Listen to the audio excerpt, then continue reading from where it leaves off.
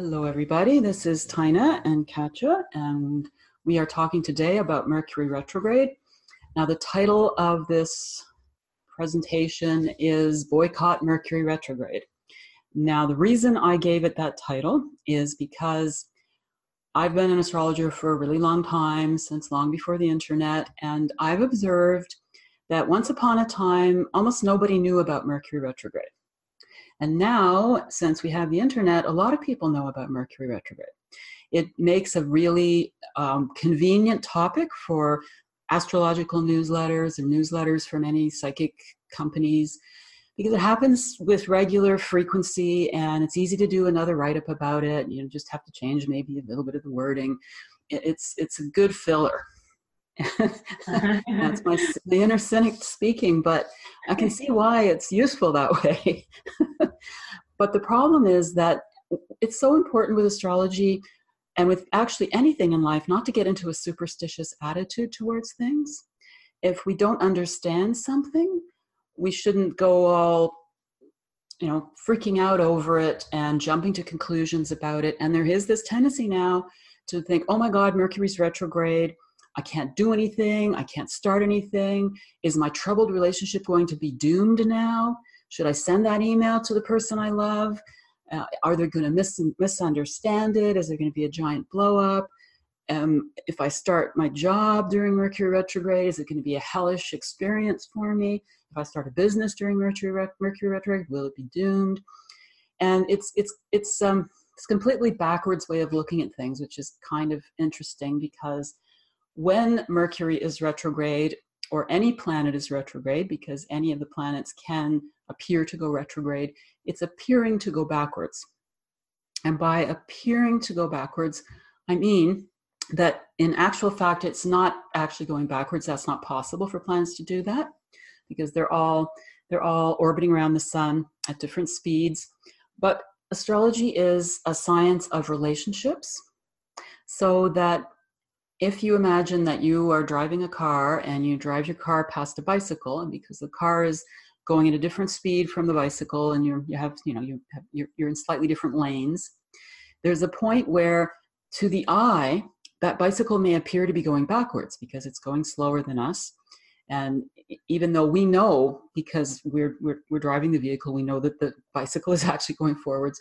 From the vantage point of our vision, there's a period of time when you pass that bicycle where it's actually going to look like, just to the eye, if you didn't know it was going forwards, it would look like it's going backwards. So this is what happens, that as the Earth is orbiting the sun and as Mercury is orbiting the sun, there are points when we pass it in such a way that its orbit and our orbit cause it to appear to be moving backwards. It really isn't moving backwards. But because astrology is this science of relationships, we talk about a sign rising, we live our lives on a daily basis talking about the sun rises and the sun sets, when in actual fact, that's not what's happening, because the Earth is rolling. Yes. Right. You talked about that in one of your videos, I'm pretty sure. Katia. I think so, yeah. I think I did. You did. And so as we roll towards the sun, it rises, and as we it appears to rise, and as we continue to roll, the sun appears to set. And so we're always and we're always looking at it from where we are, which is on Earth. Exactly. Yeah. And we have reactions to the sun rising and to the sun setting, and we have reactions, whether we're consciously aware of them or not, to when a planet appears to be going retrograde. However, when Mercury is appearing to go retrograde, it is not a negative thing that so many people make it out to be. And again, that's that superstitious approach to astrology. So just as the rhythm of nature has adapted to and benefits from the changes of the seasons and the changes from day to night, when Mercury goes retrograde, that's a part of a natural rhythm that is beneficial and constructive to our overall experience of life. And can we just, just before we go into what that benefit is, can we just delineate? I mean, this happens 3 times a year, right? Yes. Yeah. And the cycle is, what's that? Yeah, approximately. Okay, so approximately 3 times a year. And then we have 3 weeks of Mercury retrograde. It varies. Sometimes it's longer, sometimes it's shorter, but yeah, that's about what we have. And then a period of shadow, correct? Yeah. And what you mean by a period of shadow is the period where, because as we are moving towards a retrograde process, Mercury will appear to slow down, and it appears to slow. It also is a bit slow when it's first retrograde. Then it appears to move more rapidly backwards. Then it appears to slow down again. So at the very beginning and the very end of a retrograde of Mercury, it's at its most intense effect. And it's also got its most intense effect right after it changes to go direct. And that's what the period of shadow is that time period where it's still not moving very quickly, either in its apparent retrograde or backwards motion, or its apparent direct or forwards motion. And it's also, because that means that it appears to slow down, it's also tending to make a more of an intense impression on that particular part of our charts, or on that particular part of the sign, which is really the same thing. So instead of people thinking, oh my God, the entire time that Mercury's retrograde is, I can't go outside. And, I joke about, I can't go outside, something will fall on my head. And it's not like that. That's like a lot of time every year that you would have to stay inside. Yeah, it's very true. And not start things. It's true. And some people will also think that that's when they're going to be more unhappy. There's a mythology building around this. Yes. And, as a slight aside, the other thing I've noticed since the internet is that Mercury retrograde does seem to have more of an impact. And what's actually happening is that it's not that actual transit is having an impact. Now, this is the reason to boycott Mercury retrograde. It's because that thought form, that collective belief that Mercury retrograde is going to make things go wrong. Everybody, it's like Friday the 13th, or if you wear an orange shirt on a Tuesday. If we all decided if you wear an orange shirt on a Tuesday, things are going to go wrong, and we believed it enough, then things would start to go wrong when you wear an orange shirt on Tuesday. So we're all putting enough collective energy into it, that it's changing. Right. Right. And it's an unconscious collective misuse of astrology. So this is where I want my placard that says the boycott Mercury retrograde. So that we stop doing that. There's so much more valuable use of astrology as a large cosmic reflection of what our inner being is truly about and what it's truly doing and creating and becoming. That's the actual purpose of astrology, not to feel like something outside of ourselves has the power to do us wrong or to rescue us from something that we can't fix for ourselves. Yes. So where was I with the as far as the shadow period. And now the other thing that's interesting about when Mercury goes retrograde is Mercury first of all is connected to the rational mind, communication, and to an extent transmissions of ideas of all kinds. So to a degree it has a slight connection to electronic forms of communication.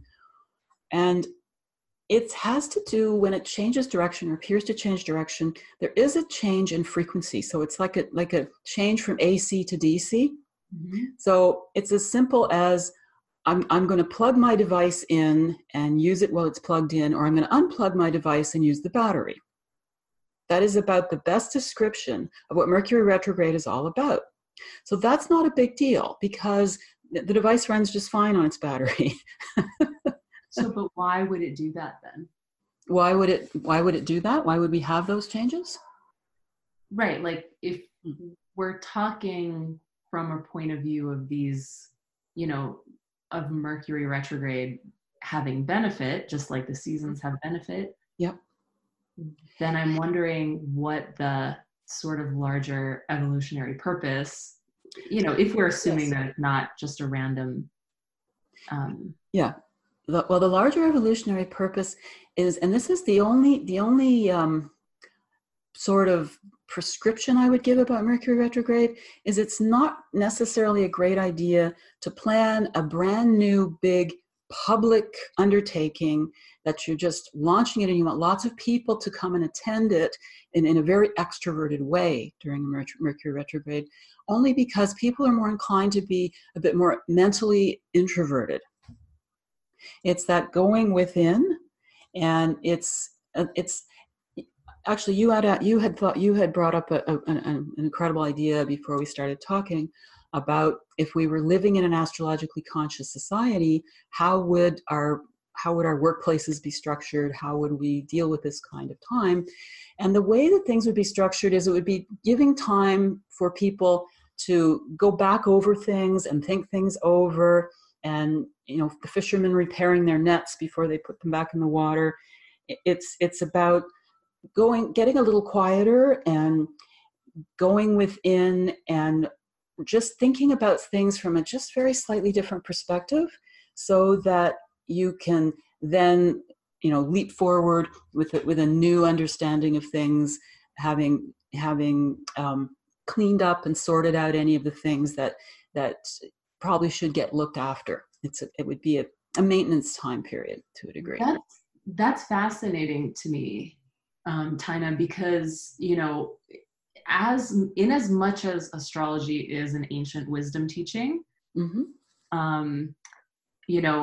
That speaks to a sort of natural order of things, yes, that allows for periods of slowing down, yeah, of reflection, and that seems like maybe something that would be hard to accept for a culture that is, for lack of a better word, obsessed with progress and productivity all the time, right? So, and no judgment around that. No. But in as much as we are obsessed with that, like then Mercury retrograde maybe would seem like a sort of, malefic force, because it's forcing us to slow down, which we don't want to do that, right? So right. So then it becomes a shadow element. Yeah. And then we have to make it into a boogeyman. So excellent insight. That's why people are getting it wrong right now. That's why the collective is panicking. Oh no, Mercury retrograde. I can't keep going forward. Yes. And that goes, yes. Progress though, because there's a deeper, more penetrating kind of feeling or understanding or insight that happens. Yes. Because if you think about it, Mercury's the mind. So the mind's tootling along through a house, tootling along through a sign. And then it goes back and covers the same territory again. Right. So if it's going to cover the same territory again, it's going to get a whole other level of understanding. It's going to get a whole new sense of efficiency and productivity out of viewing things from another angle and getting another chance at restructuring everything. That is okay. That's amazing to me, because I just had something happen that can illustrate it. Can I say? Absolutely. Okay. So, and this goes into, we were talking before we jumped on our recording about how, Mercury retrograde can teach us a bit about other retrograde planets, right? And how all retrogrades work. Yes. So obviously we didn't just have a Mercury retrograde, but we just had a Saturn retrograde. Yes. As you and I are speaking right now at the beginning of October. Yeah. Exactly. And when Saturn was retrograde, it was happening in my 10th house, which is the house of career, and everything stopped and stalled in my career. And I felt very frustrated in some ways. And yet at the end, I had this feeling of realizing, I had like a come to Jesus moment, where I realized that actually I had deepened all of the inner qualities, the inner parts that needed to align in order for me to go forward with my career with integrity. Yes, exactly. Now, what's interesting is that the planets that are the outer planets, so that's Jupiter, Saturn, Uranus, Neptune, Pluto, they are all retrograde for almost half the year, every year. Right. So people think, oh my God, retrograde's such a bad thing. Well, there's almost always something retrograde. I think of it, sometimes I think of it in terms of the old-fashioned folk dances, where people all dance in one direction and then they weave around, and some are dancing clockwise and some are dancing anti-clockwise, but there's an order and a rhythm to the folk dance. That's what the planets are doing all the time. Oh, Or that's how it appears to us again. That's how the dance looks from our perspective. That's how the dance looks from the perspective of any of the planets in the solar system. It's only from the perspective of the sun that they're all always going in the same direction. Yes. Yes. It's kind of interesting. But the other thing that's fascinating too is that people can be born with certain planets retrograde in their chart. And because Mercury retrograde is relatively rare compared to most of the rest of the time, most people do not have Mercury retrograde, but some people have got Mercury retrograde in their birth chart. And one of the ways that I sort of kind of humorously and sort of metaphorically, but somewhat seriously also say that when someone has Mercury retrograde in their birth chart, they have an answer and they go looking for the question. Whereas most people have the question and they go looking for the answer. Yes. So it's a slightly different way of looking at the curiosities of the mind when somebody has their natal Mercury retrograde. And what would that practically look like? Can you give us an example? Give an example. Oh, I can see. I'm trying to think of a friend of mine that has it, and he will come up with these amazing philosophical statements. He has Sun in Sagittarius, so yeah, he would be. Okay. Anyway, and his Mercury's there too. And he doesn't really know where he got them from. So he wants to find someone who can explain this insight to him. Oh, right. That makes sense. And so he'll make these amazing statements, but then he has nothing to back them up with until he has it figured out. Yes. So that's one way that it can turn out. Now that's if we're dealing with Sun and Mercury in Sagittarius. If we're dealing with, say, Sun and Mercury in Taurus, you might have a person who knows how the building should be put together, but doesn't know how to start. Right. For example. Mm-hmm. They can kind of see the end result. Yeah, you can see the end result. So. Yeah, whereas most people need to learn everything step by step, and then they can finally build the building. Interesting. So it seems like neither one is more desirable than the other, but maybe having the two kinds of people in the world is complementary. Yeah, and if we work together, then a retrograde person who finds a non-retrograde person that they can communicate with well, or they're on the same page as far as trying to get something done, they have similar goals or ideals, they could probably be way more effective as a team than they would be as separate individuals. So we can't get around working together no matter what. And being communities. Yes. Darn it. Okay. I'm fascinated. I wonder if we can go back to this point that you made earlier about when Mercury goes retrograde, or any planet, but here we're talking about Mercury, it is sort of sweeping over and over the same area of one's natal chart. Yeah. Right? Because, or the chart of a country or whatever we're looking at.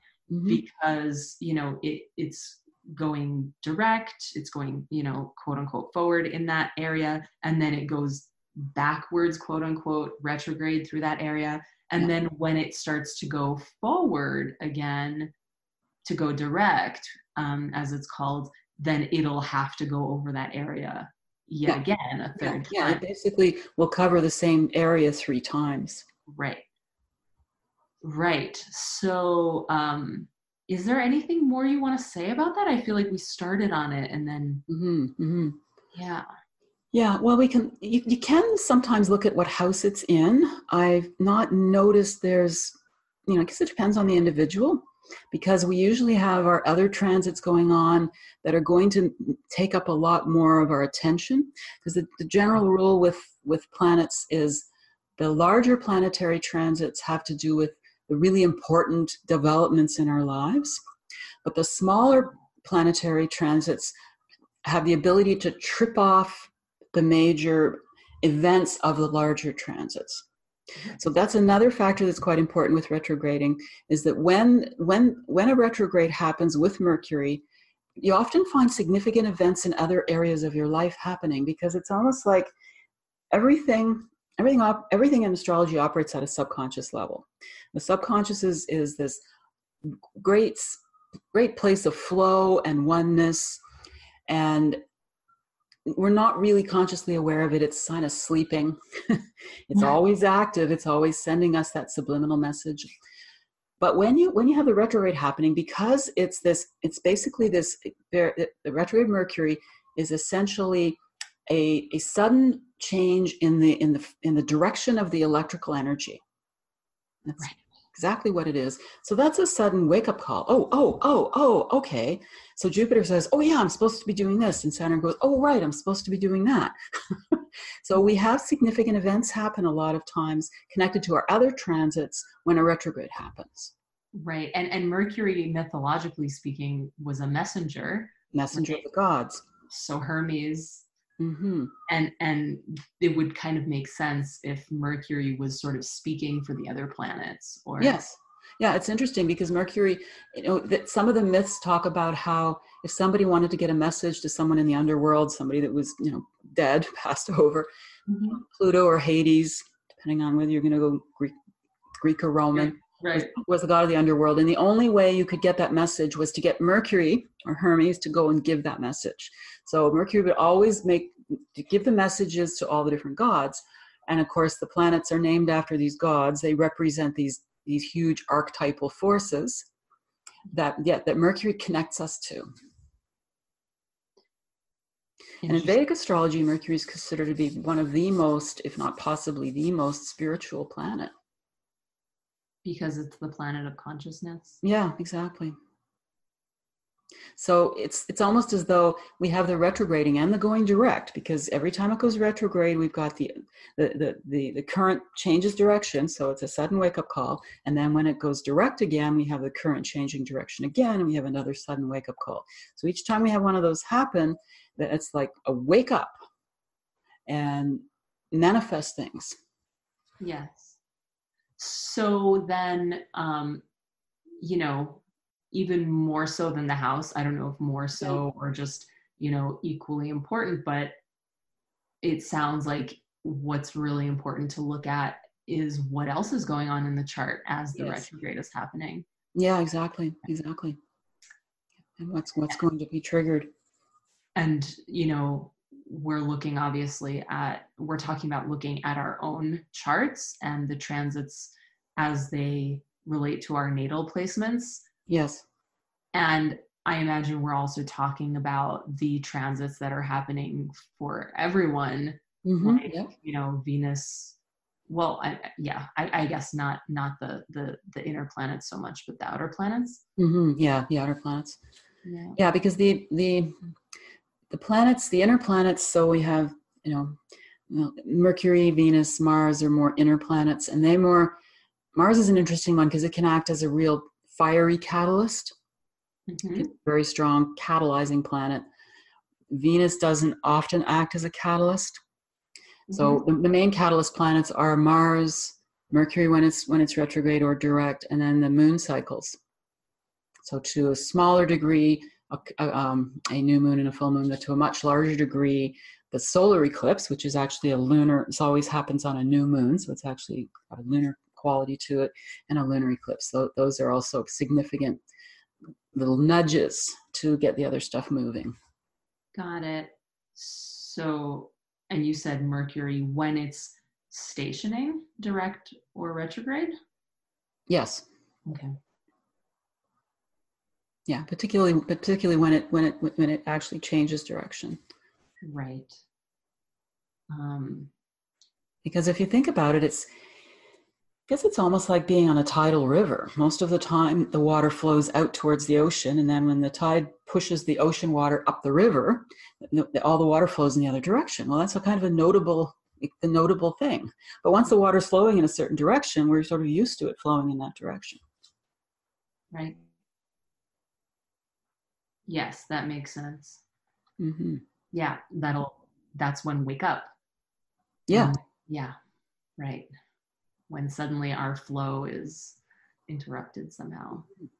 Now, because I do live on a tidal river, that's why it was easy to think of that as an example. Yes. Sometimes when the tide does change, there's these incredible eddies of whirlpools that happen that are just, it's absolutely beautiful to look at. Because, water's flowing in one way in part of the river and water's flowing in another way in another part of the river, and then these rippling whirlpools happen. That's just crazy. Yeah. But that's what's going on whenever an actual Mercury retrograde just happens or a Mercury direct just happens. Right. It's an interesting swirl of energy, and it's very notable. Yes. Fascinating. So does that make it a sort of, can we be opportunistic about this in any way? Does that make it like a time when we can harvest a certain kind of experience? Oh, definitely.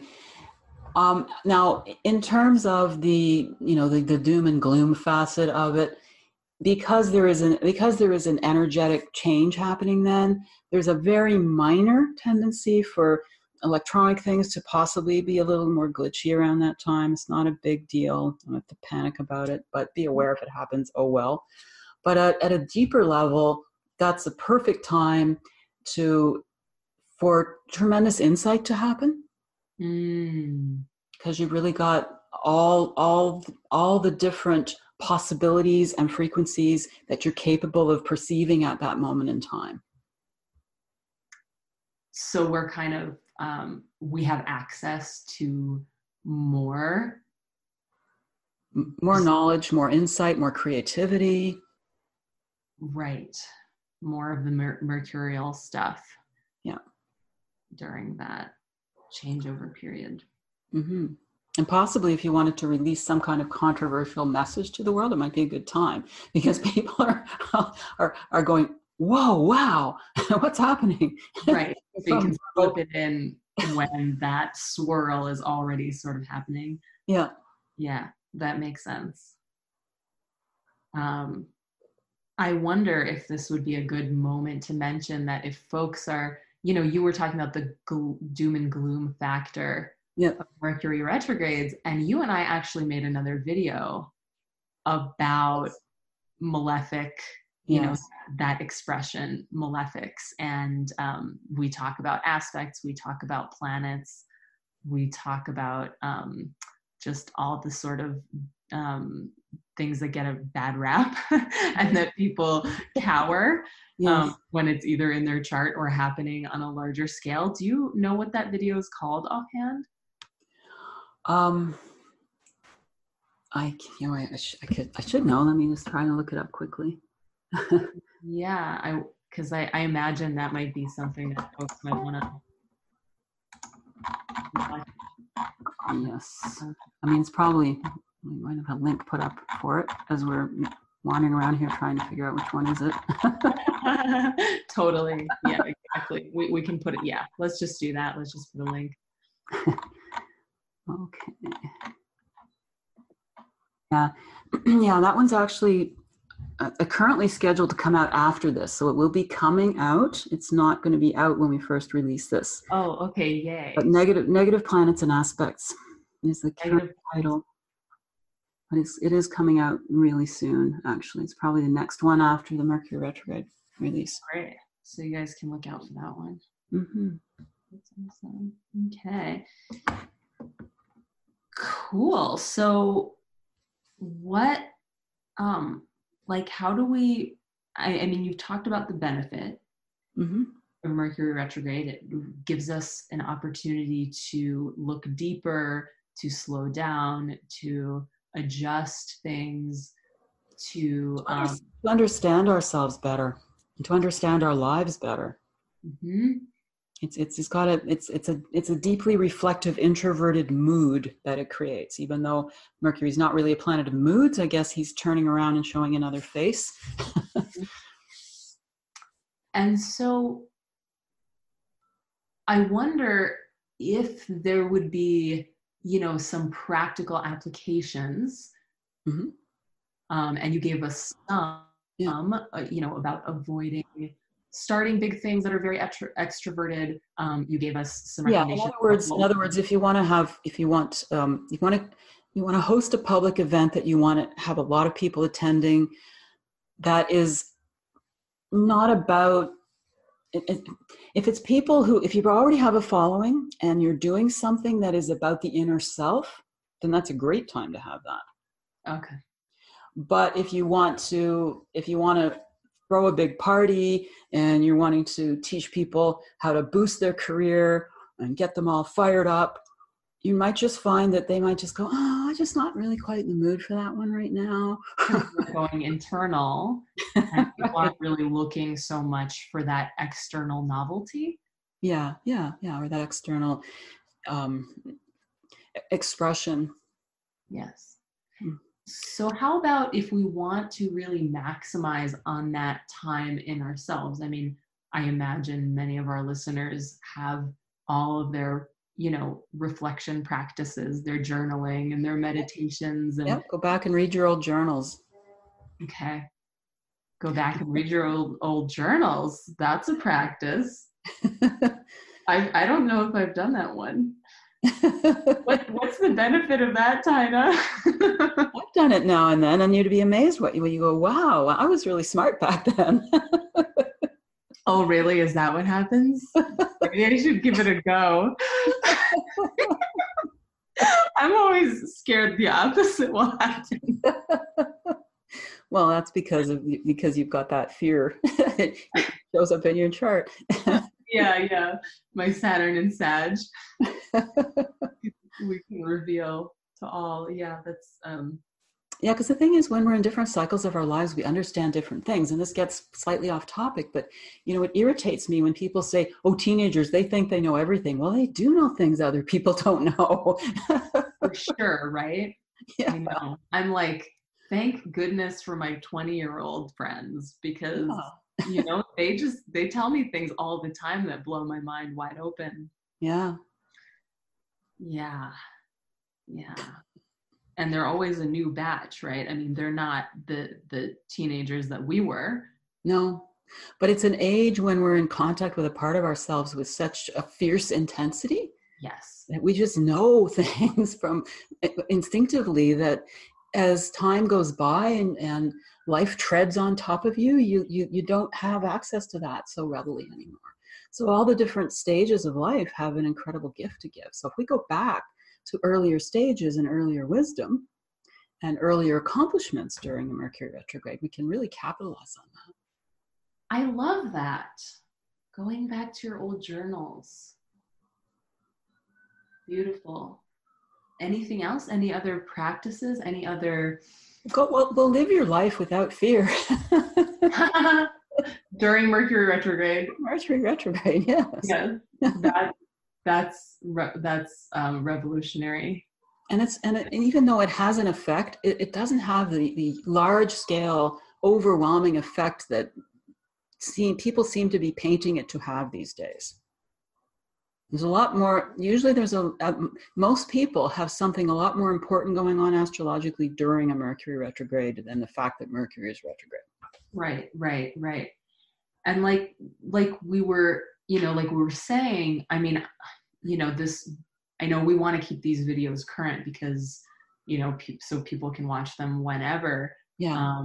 And just, happenstance, this summer we had a combustion. Well, we had like 3 combustions, but we had Venus invisible, right? And we just had a lot going on the Cancer Capricorn axis. Yeah. Now, combustion, just for people who don't know what that is, that means that a planet appears to be so precisely in the same position as the sun that it's called combust, because the sun is this big fireball. So the metaphor is that it's burning up that planet.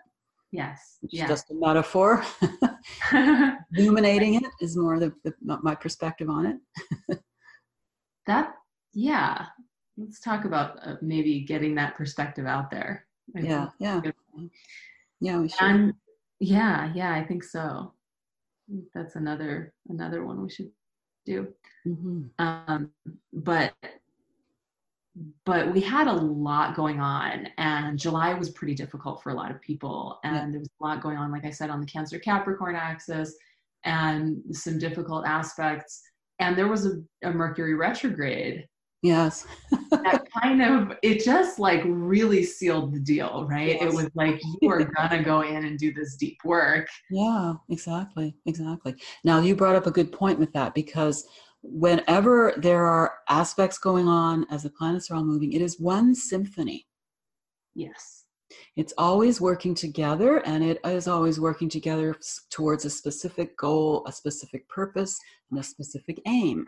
And that applies to our birth charts. We were born at a time when there was a specific symphony being played. They were playing our song. So our soul came in, attracted to our song. The chart didn't make us who we are, made us go to that particular chart. Wow. And we all have a very specific purpose that is its own symphony. And as we go through all the different transiting planets, we're experiencing the other music of the spheres that's all operating as one greater whole. And it's the goal of astrology, or one of the major important goals of astrology, is to understand that song at any given time and align ourselves with it in the most constructive way. Yes. And if we do it properly, it's always pretty blissful, actually. I completely agree. And this summer really taught me that experientially, because everyone was sort of freaking out, and a lot of the astrologers that do forecasts were also really warning, right? Had a warning tone about what they were talking about. And warning, death metal concert coming. People love that music. Some people love that music.